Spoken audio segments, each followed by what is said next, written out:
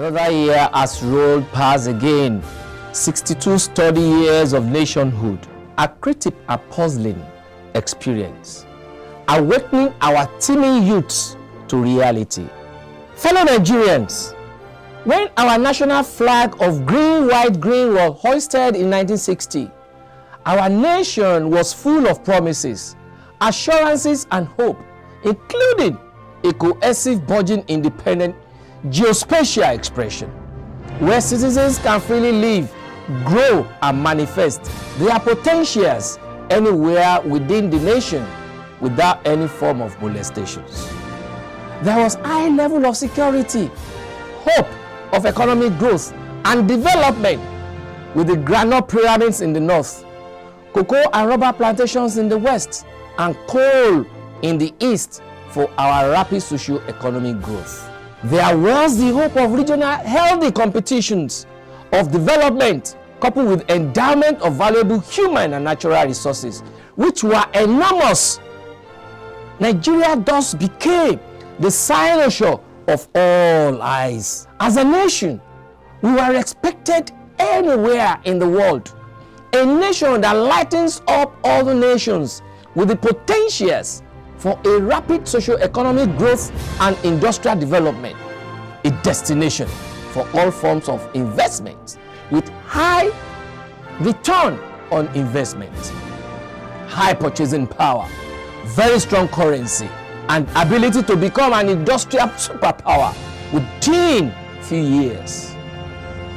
Regrettably, something inexplicable happened along the line that made those dreams, noble and admirable ideas and independence, to move towards devastating collapse with our beloved nation, characterized with bad virtues of insecurity, incessant tribal and ethnic agitations, lack of unified ideologies, dwindling economy, high exchange rate, very low foreign direct investment, high fragility index, unemployment, leadership deficits, infrastructural decay, among others. The former bride of all nations has now become a castaway with all forms of despites, harassments, disrespect to our national pride, our passport, and our national flag. This is incomprehensibly baffling, bizarre, and mysterious. Where then do we go from here? Fellow Nigerians, though these challenges might seem enormous, nevertheless, don't let us be despised. Rather, take succor in the fact that the drowning is not in falling into the river, but in not attempting to swim out. In swimming out of these predicaments, we suddenly find ourselves as a nation. There is indeed the urgent need for us all to join foresight of the youth with the insight of the elders.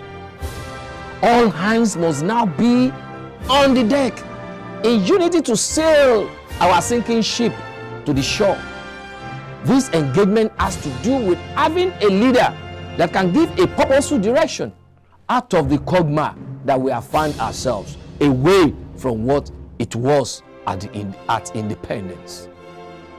In doing this, we must all realize that aside from probably the attendant nurses, virgins can never be found in the labor room. This is to say that only the Almighty Creator is perfect. Suffice to say that we just have to align with experience and capacity. Whoever has passed through a road before will definitely be in a position to show newcomers the right path to tread. We shouldn't allow our present dilemma to devastate us. As when the caterpillar thought it was over, lo, it turned into a colorful butterfly. Our nation at this moment doesn't need a boisterous, ethnocentric, and religious bigots. Rather, an experienced unifier that can build bridges as well as annex our various national divides to achieve a workable, cohesive Nigeria. We must not allow political slogans to be replaced with developmental plans.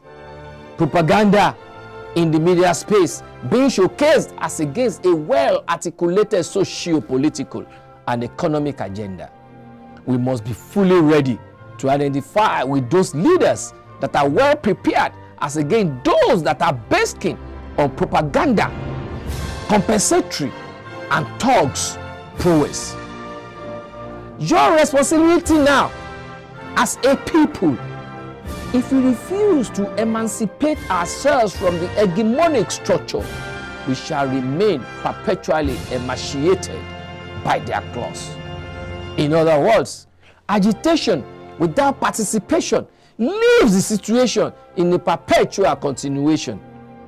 We must now be ready to pay the price for the prize.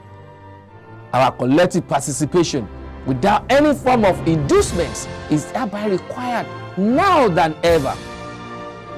Our intervention in this national pandemonium must now be inclusive of reinventing our nation through our relentless participation. We must not succumb to their arrogant brigandry and jagger bandits. The exact time is now to reset the fortunes of our beloved nation through our PVC by seeking for that experienced nationalistic leader with visible experience, capacity, and character to lead us back to those days of yore. Let me conclude this broadcast by wishing us all happy 62nd Independence Anniversary. May the efforts of our forefathers lead us aright. The time is now ripe to reinvent our nation. Still sacrificing the rest of my life to serve my father's land. I remain sincerely yours.